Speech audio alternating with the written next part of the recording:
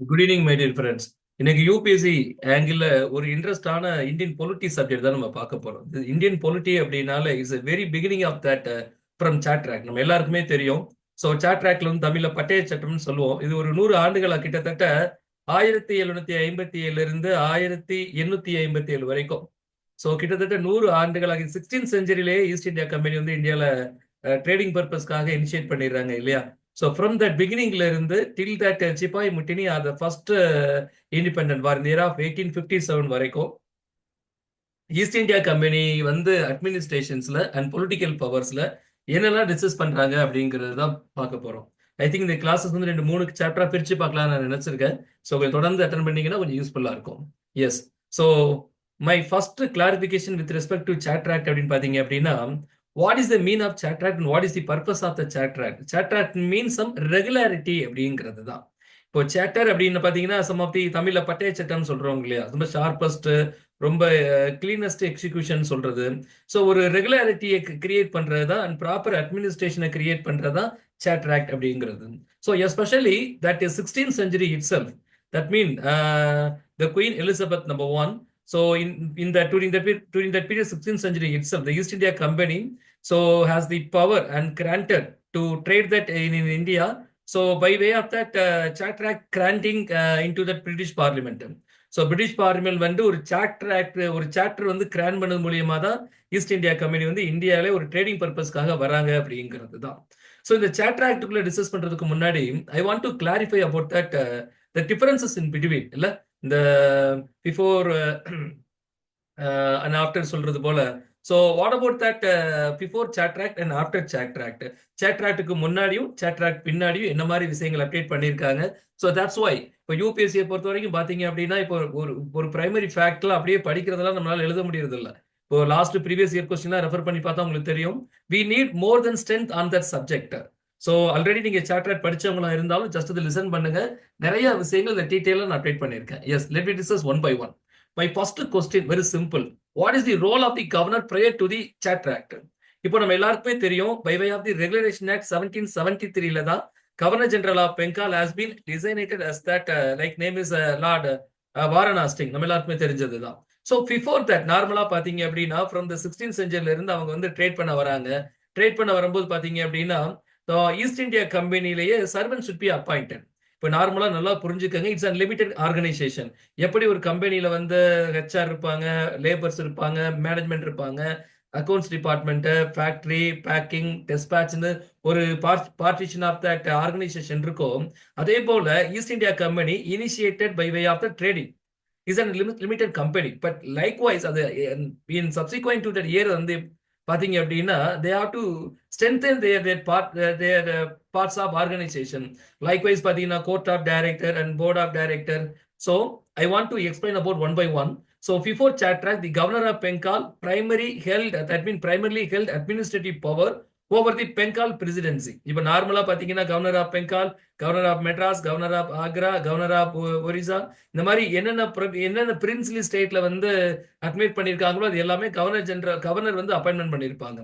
So before that Chatract, the governor has the only responsibility with respect to that presidency, whichever is that அப்படிங்கிறது தான்.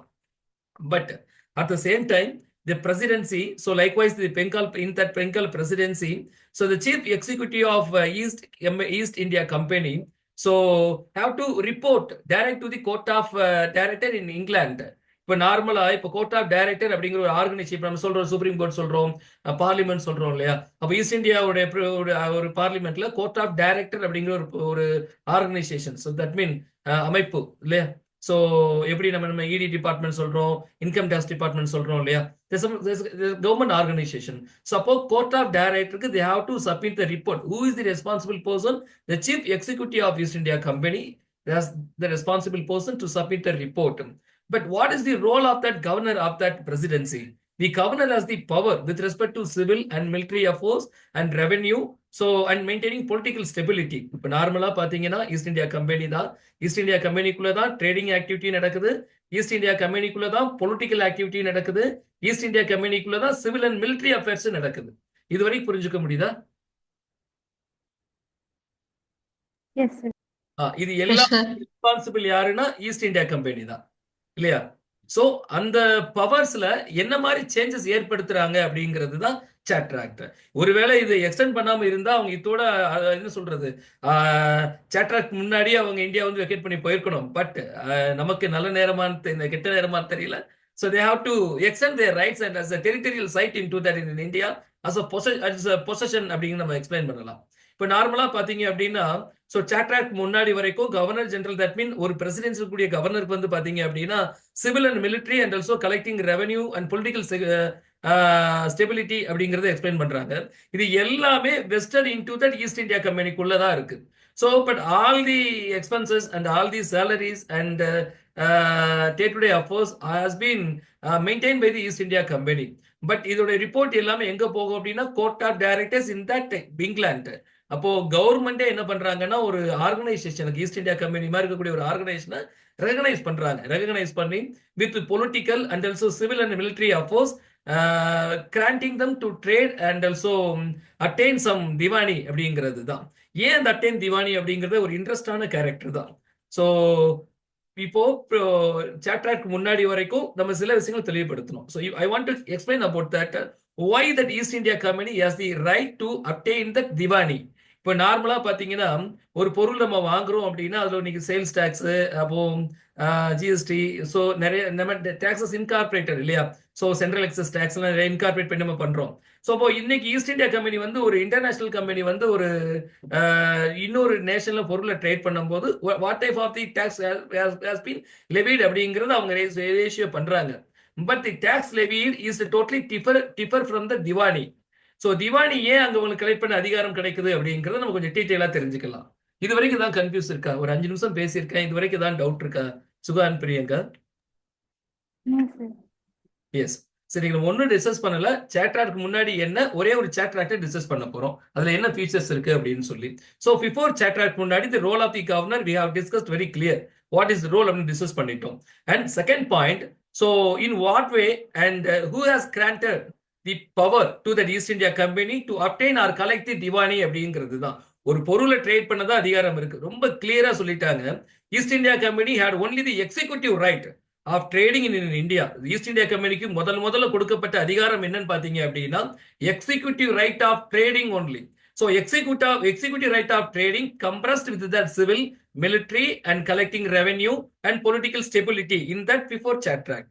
So சாட்ராக்டை எப்போ நம்ம initiate பண்றோம்னு பாத்தீங்கன்னா 1793 அப்படிங்கிறது தான். ஸோ அப்போ இந்த சாட்ராக்ட் 1793ல இருந்து 1853ல என்னென்ன சேஞ்சஸ் பண்றாங்க அப்படிங்கிறத நம்ம கொஞ்சம் கிறிஸ்டலா தெரிஞ்சுக்கணும். அப்படின்னா what is the basic structure in that organisation, what is the basic structure, the execution of that political system into that East India அப்படிங்கிறது தான். So that's why I'm telling with you. So who has granted the power to the East India Company to collect that Diwani அப்படிங்கிறது. So I want to clarify about that taxation system is a differ, so by way of the trading practice. At the same time, the Diwani is a kind of different type of the taxes. இப்போ Diwani அப்படின்னு பாத்தீங்கன்னா it's a kind of taxes has been collected and remitted to that local people and native people to that native people to that native ரூலர்னே சொல்லலாம் இல்லையா? Natural ruler, that mean இந்திய மக்களால் இந்திய அரசரால் ஆளக்கூடிய அரசாங்கத்துக்கு வந்து இந்திய அரசியல் சுதந்திரத்துக்கு பின்னாடியால அரசவைக்கு கட்டக்கூடிய ஒரு அமௌண்ட் தான் திவானி. கேள்விப்பட்டிருப்பீங்கன்னு நினைக்கிறேன். ரஜினி படங்கள்லாம் நிறைய அந்த ஐ திங்க் முத்து நான் நினைக்கிறேன் இல்ல, ஒரு பெரிய திவானா மாதிரி காட்டுவாங்க, ரகுரன் காட்டுவாங்க, டாக்ஸ் கலெக்ட் பண்ணுவாங்க, மக்களுக்கு எல்லாம் அள்ளி கொடுப்பாங்க, அந்த மாதிரி எல்லாம் பார்த்திருப்பீங்கன்னு நினைக்கிறேன். So likewise, so the Diwani, so இந்த திவானியை பொறுத்த வரைக்கும் என்ன அப்படின்னு பாத்தீங்க அப்படின்னா, so I want to discuss about that Baksar War. So we have to discuss about the Diwani அப்படின்னா we need some exact clarity about that Baksar War. Baksar War in the year of 1764. என்ன அப்படின்னா before சாட்ராக்ட் முன்னாடியே 16th செஞ்சுரிக்கு அப்புறம் என்ன நடந்துட்டு இருக்கு அப்படின்னா, the East India Company who has the power on civil and military affairs and collecting revenue and political stability. At the same time, the East India Company have that governor of that presidency. So இல்லையா, ஒரு biggest ஒரு ஆர்கனைசேஷனாவே மாறிட்டாங்க. So and political ஸ்ட்ரக்சராகவே அவங்க மாறி இருக்காங்க. So they have decided to extend their territorial site in India and their possession in India. So எப்படி ஒரு வாடகை வீட்டுல வாடகை கூடி இருந்து எல்லா போர்ஷனும் சொந்தமா எழுதி வாங்கினா சும்மா விடுவாங்களா நம்மள? பட் அது இல்ல. சோ பட் இங்க என்ன நடக்குது அப்படின்னு பாத்தீங்கன்னா, the East India Company administrators who are that mean governor of that presidency நார்மலா பாத்தீங்கன்னா பெங்கால், பாம்பே அண்ட் ஒரிசா இல்லையா? So Bengal, Bombay and Madras. So இந்த மாதிரி பிரசிடென்சியில் இருக்கக்கூடிய governors with respect and utilizing the power on civil and military and collecting revenue and political stability, they want to extend their territorial sites. அப்படின்னா என்ன? அவங்களுடைய sides இந்தியாவில் இன்க்ரீஸ் பண்ண விரும்புறாங்க. அப்ப என்ன செய்ய முடியும்? இங்க ஏற்கனவே தற்பின் மன்னராட்சி நடந்துட்டு இருக்கு இல்லையா? Kingdom empire and kingdom activities R present is going போயிட்டு இருக்கு. அப்போ 1764 நம்ம எல்லாருக்கும் தெரியும் முகலாய பேரரசர், கடைசி அரசர் இல்லையா? முகலாய பேரரசர் ஆலம் ஷா நம்பர் 2. அதே மாதிரி பாத்தீங்கன்னா nawab of Bengal, so that mean Mir Qasim. So அதே மாதிரி பாத்தீங்கன்னா nawab of Awadh, that mean Awadh பாத்தீங்கன்னா Orissa. Nawab that name is Shuja ud-Daula. 3 பேருங்க.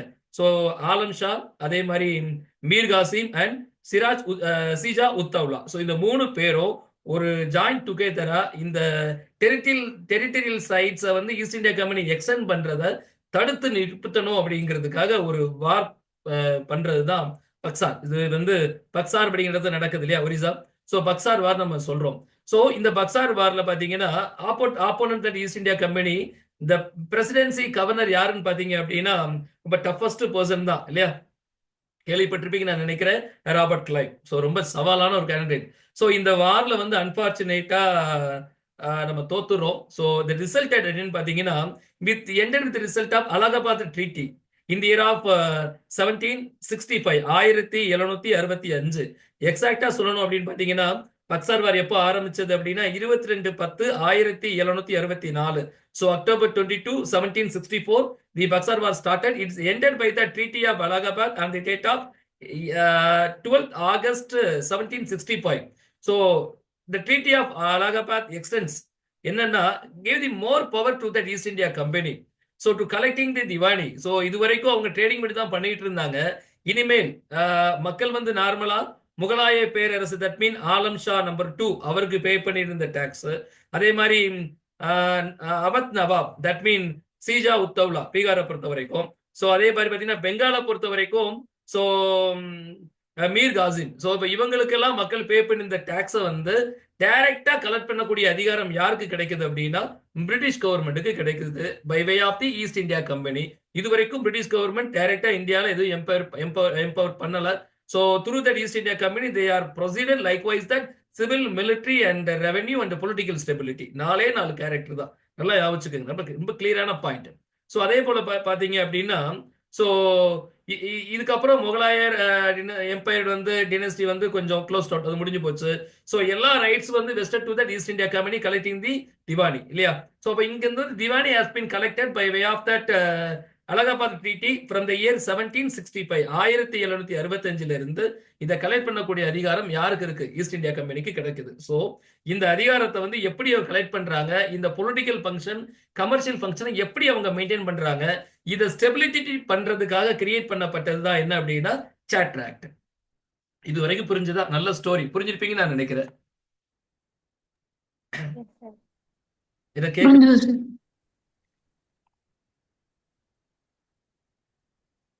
yes. So we have discussed about that necessity, we likewise that Diwani taxes.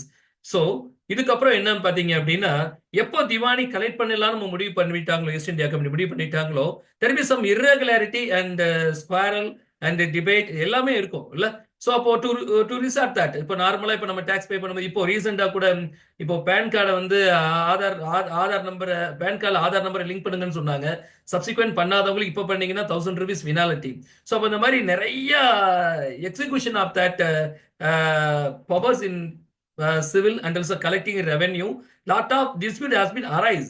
So to resort and to shut out the British government again and again. So on the territory of that to the territory of India before the Parliament of British government created that Regulating Act 1773.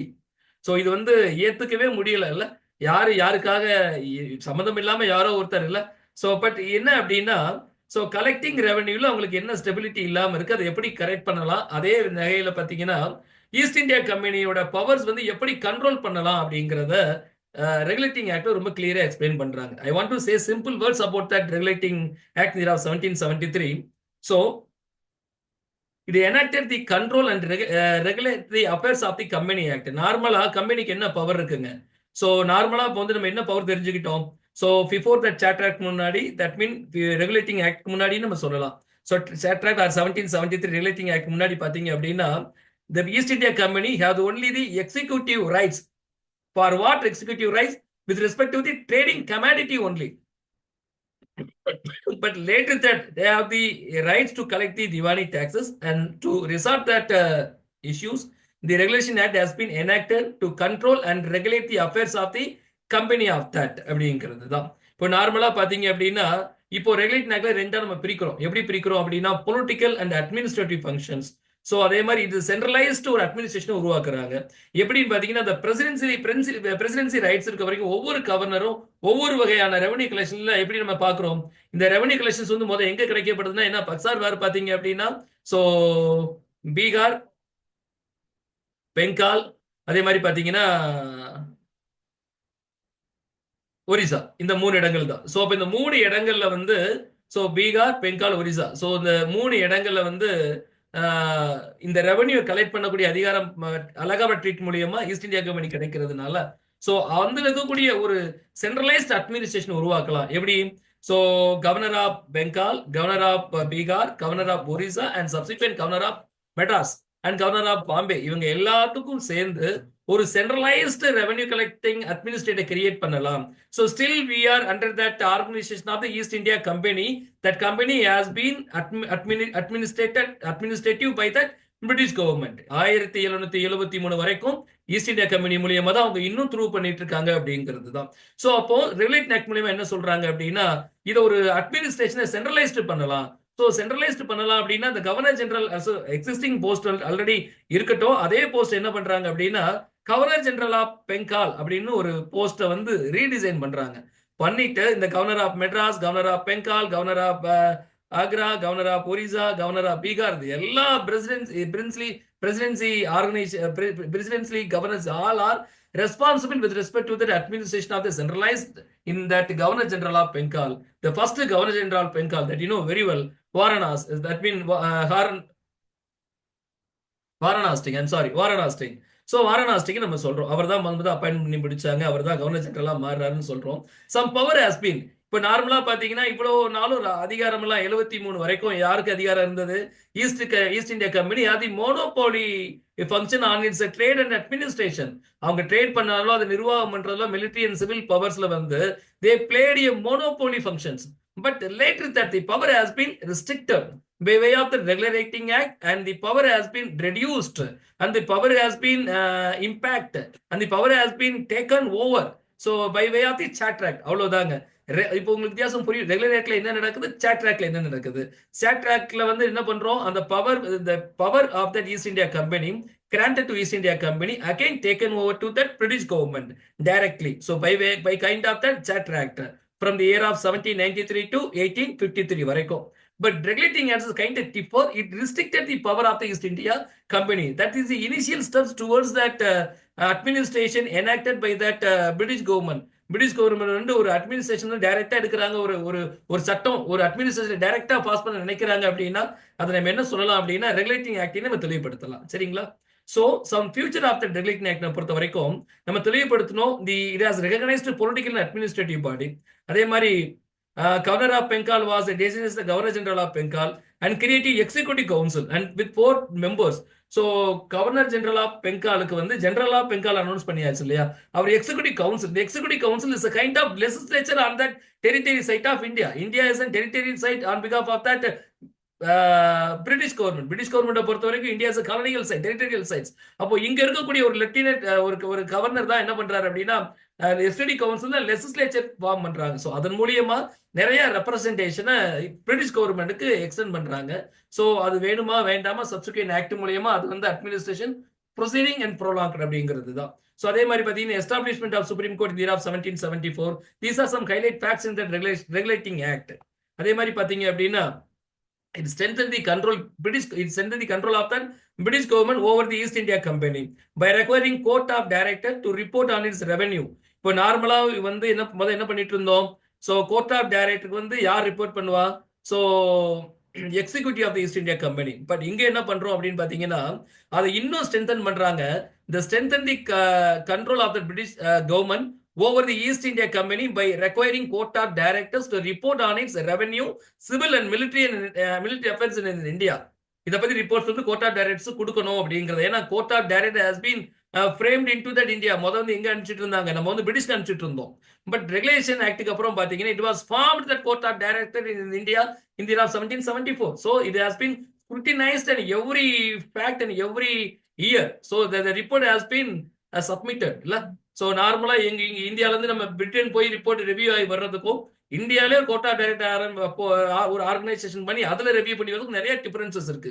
இதுல என்ன ஒரு difference பாத்தீங்கன்னா these organizations also court of directors and board of directors is all are conferred into that East India company organisation. எல்லாமே அதுல இருந்து தான் ஒவ்வொரு பார்ட்டா பிரிச்சு எடுத்துட்டே வராங்களே ஒழிய டைரக்டா இன்னும் ஈஸ்ட் இந்தியா கம்பெனில இருந்து டைரக்டா இன்னும் British government power and possession எடுக்கல அப்படிங்கிறது தான். Even though all kind of administrative bodies are function these all are under that category of that East India company. So அதனாலதான் சொன்ன கிட்டத்தட்ட 100 ஆண்டுகள் சகாப்தம் மாதிரி 1757 இருந்து 1857 வரைக்கும். அதுக்கப்புறம் தான் பிரிட்டிஷ் கவர்மெண்ட் என்ன பண்றாங்க? ஸோ டைரக்டா இந்தியாவை வந்து தன் கண்ட்ரோல்ல எடுத்துக்கிறாங்க அப்படிங்கிறது தான். அதுக்கப்புறம் தான் கவர்னர் ஜெனரல் நம்ம என்ன சொல்றோம்? கவர்னர் ஜெனரல் பெங்கால் வந்து கவர்னர் ஜெனரல் ஆஃப் இந்தியா வந்து எப்படி டிசைன் பண்றாங்க அப்படின்னா வைஸ்ராய் டிசைன் பண்றாங்க. Yes. So these are some structure of that.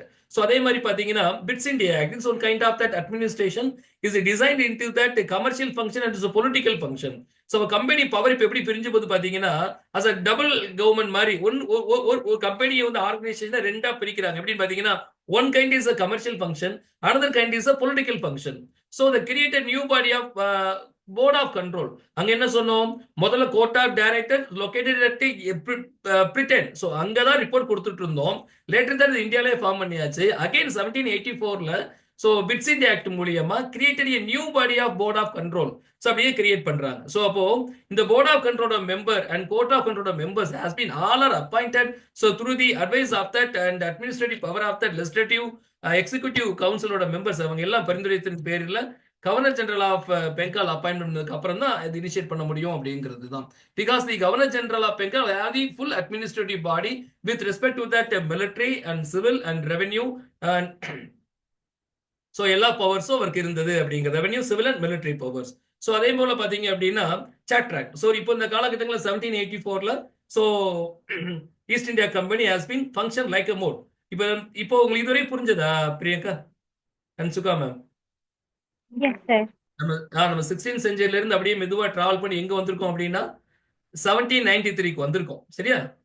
So இப்போ இங்க என்ன டிஸ்கஷன் அப்படின்னு பாத்தீங்க அப்படின்னா 17 இப்போ நம்ம வந்து வாரணாசிங் சொன்னோம். பட் 1793ல வந்து காரன்வாலிஸ் இருப்பார். ஸோ கவர்னர் ஜெனரல் ஆஃப் பெங்கால வந்து காரன்வாலிஸ் இருப்பார். அவரோட பீரியட்ல பாத்தீங்கன்னா சாட்ராக்ட் 1793 ஹாஸ் பீன் எனாக்டட். ஸோ இதை பொறுத்த வரைக்கும் என்னன்னு பாத்தீங்க அப்படின்னா ஸோ தி சாட்ராக்ட் இது வரைக்கும் அட்மினிஸ்ட்ரேஷன் எப்படி இருக்கணும், நிர்வாகம் எப்படி இருக்கணும், பகிர்வினைகள் எப்படி இருக்கணும், எப்படி பண்ணணும், எப்படி ரெவன்யூ இதெல்லாம் இருந்த விஷயங்கள்ல வந்து ஸோ இந்த இடத்துல இதுக்கப்புறம் என்ன டிஸ்கஸ் பண்ண போறோம் அப்படின்னா இஸ் டோட்டலி டிஃபர். இதை பொறுத்த வரைக்கும் பாத்தீங்கன்னா சாட்ராக்ட் 1793 so renewed the East India Company right and privileges for the 20 years. So இது வரைக்கும் சாதாரணமா ஒரு அட்மினிஸ்ட்ரேட்டிவ் அண்ட் பொலிட்டிக்கல் ஃபங்க்ஷன் பண்ணிட்டு இருந்த ஒரு ஆர்கனைசேஷன் சிஸ்டம் வந்து சாட்ராக்ட் மூலியமா என்ன பண்றோம் அப்படின்னா it has been renewed. So to that company right and privileges. So ப்ரிவிலேஜஸ்னா சலுகைகள் இல்லையா? அந்த கம்பெனிக்கான உரிமைகள் என்ன, அந்த கம்பெனிக்கான சலுகைகள் என்ன, the rights and privileges has been extended to the consecutive year of 20 years 20 ஆண்டுகளுக்கு தொடர்ந்து.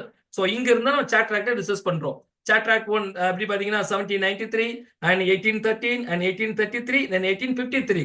ஸோ இந்த சாட்ராக்ட்ல இந்த பவர் ஹாஸ் பீன் எப்படி ஈஸ்ட் இந்தியா கம்பெனில இருந்து பிரிட்டிஷ் கவர்மெண்ட் டைரக்ட் பொசிஷன் போகுது அப்படிங்கிறது தான் டிஸ்கஸ் பண்ண போறோம். So by this kind I am going to discuss with you charter act 1793. So 1793 it has been renewed the company rights and privileges for the consecutive year of 20 years. Some highlight points அப்படின்னு பாத்தீங்க அப்படின்னா, நமக்கு தெரியும் governor general of Bengal சொல்லியாச்சு. இது வந்து பாத்தீங்கன்னா அவர் வந்து கவர்னர் ஆஃப் பெங்கால் அவர் தான், கவர்னர் ஜெனரல் ஆஃப் பெங்கால் அவர் தான். ஏன் கவர்னர் ஜெனரல் ஆஃப் பெங்கால் சொல்றோம்னா, rest of other princely states and presidential territorial sides எல்லாத்துக்குமே இஸ் தி அட்மினிஸ்ட்ரேட்டிவ் ரெஸ்பான்சிபிலிட்டி நம்ம சொல்றோம். இது centralized administration body. That's why we call it that Governor General of Bengal. In case, so ஒரு governor of Bengal and Madras and governor of Orissa and governor of Agra சைட்ல presidency சைட்ல பாத்தீங்க அப்படின்னா அதே இடத்துல இப்போ கவர்னர் ஆஃப் பெங்கால் வந்து visited to that governor of Madras அப்படின்னா who has the ultimate power? So governor of Madras or governor general of Bengal. So in all where the governor general of Bengal has the ultimate centralized power அப்படிங்கிற charter ஆக்ட்ல தெளிவுபடுத்துறோம். ஏன் அப்படின்னா the power has been vested into the East India Company. Now it has been likely so taken back to the British government.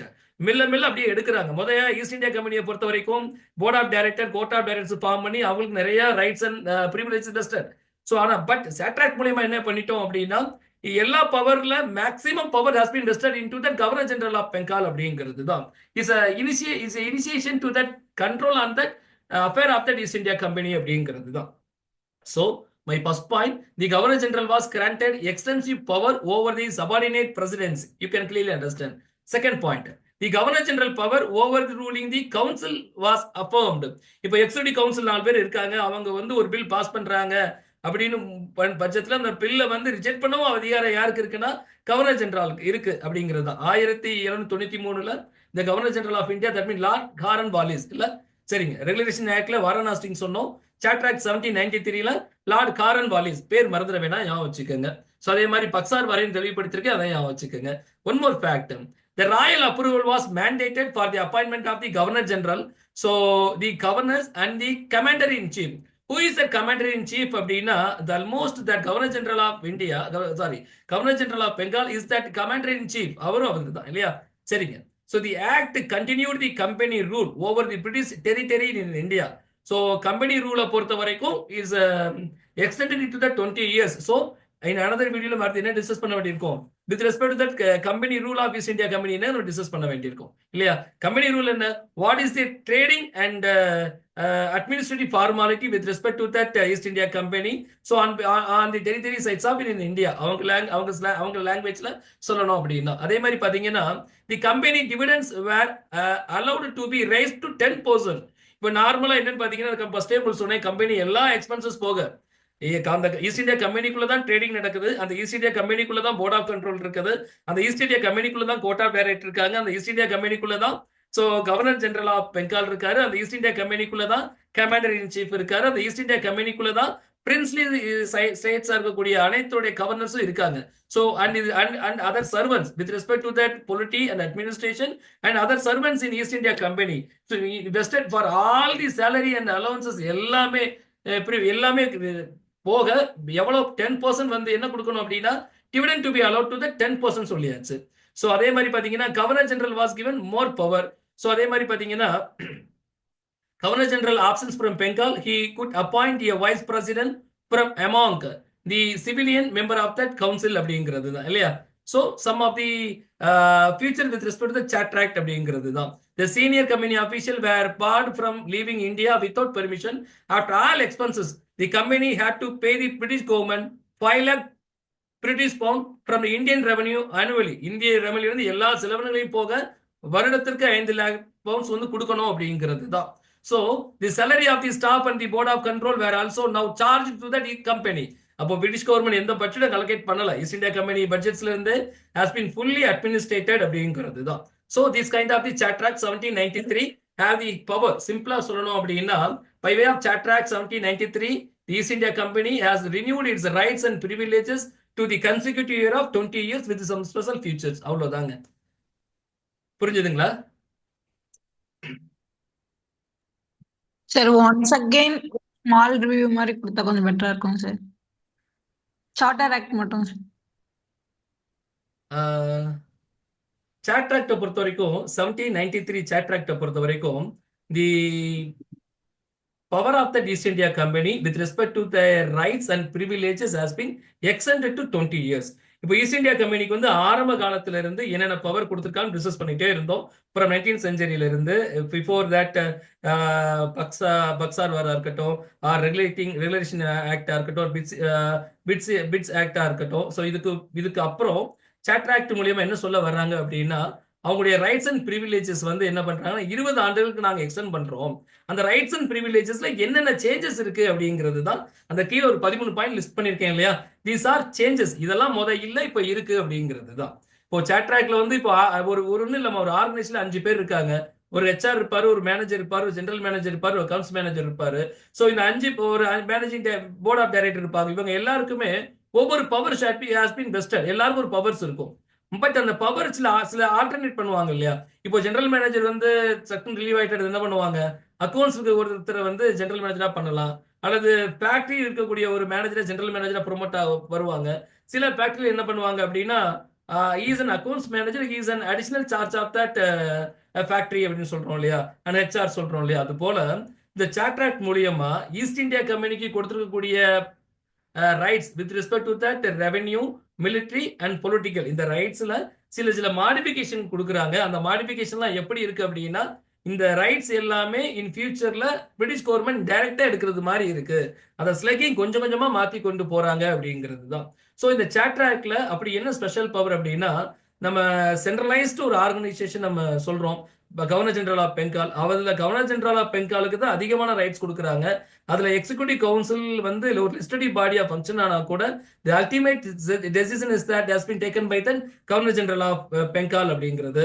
அதே மாதிரி பாத்தீங்கன்னா, so the company rule over the British territory in India has been extended.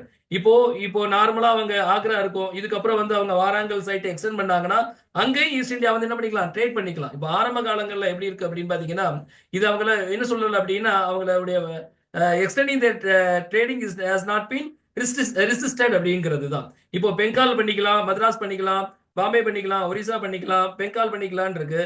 புதுசா வந்து அவங்க வந்து likewise வந்து ஒரு நார்த்ல வந்து உத்தரகாண்ட், உத்தராஞ்சல் மாதிரி ஒரு சைட்ஸை வந்து டெரிட்டரிஸ்ல எக்ஸ்டெண்ட் பண்ணும் போது, ஸோ அங்கேயும் ஈஸ்ட் இந்தியா கம்பெனி வந்து ட்ரேட் பண்ணக்கூடிய அதிகாரம் இருக்கு அப்படிங்கிறது தான். ஸோ அந்த அதிகாரம் எதை பொறுத்து இருக்கும் அப்படின்னு பாத்தீங்கன்னா, not only the trade with respect to that political, revenue and military affairs அப்படிங்கிறது தான். சரியா? ஸோ அப்போ அவங்களுக்கு குடியிருக்கக்கூடிய அந்த நிர்வாகத்துல என்னென்ன மாற்றங்கள் இருக்கு அப்படிங்கிறது தான். ஸோ இந்த பிடிஎஃப் கொஞ்சம் முடிஞ்ச அப்புறம் உங்களுக்கு நான் அப்லோட் பண்றேமா. இன்னும் 2 கிளாஸ் எனக்கு வேணும். So now I'm discussing with you that charter act 1793 and I have to discuss with you 1813, 1833 and one more my previous classes Priyanka தெரியும் நினைக்கிறேன், 1853 ஒரு நாள் டிஸ்கஸ் பண்ணேன் உங்க கூட. ஸோ இதெல்லாம் முடிஞ்சதுக்கு அப்புறம் நான் வந்து பிடிஎஃப் ஷேர் பண்றேன், கொஞ்சம் படிச்சு பாருங்க. சரியா? ஓகேங்க சார். எனி அதர் டவுட்ஸ்மா? No sir, no sir. ஓகேமா, ஓகேமா. Thank you. It was nice talking with all of you. முடிஞ்சல ரெகுலரா நானும் வரேன்மா, நீங்களும் ரெகுலரா வாங்கம்மா. சரியா? Okay sure sir. சொல்லுங்க சார்.